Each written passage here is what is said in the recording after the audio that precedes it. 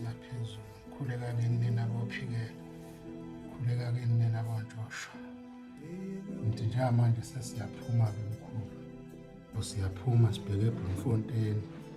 La ngangicelele khona umntwana ukuba ayofunda. Sekufike lelo langa-ke lokuthi kusasa athole umvuzo wakhe. Akade ewenza kubonakale imiphumela yakhona. Uyogqoka-ke kusasa ijazi lakhe le-degree.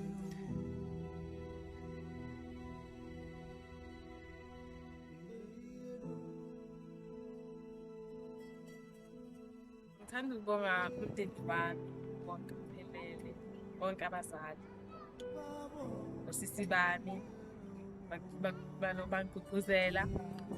Kube ngibonga othisha bami baseMadudula, Madudula High School, bonke abangifundisile nabangangifundisanga, ngiyabonga. Ngibonge emphakathini abangani nabo bonke nje abantu ababhizi bangitshela ukuthi ngiqhubeke phambili ngithi kahle.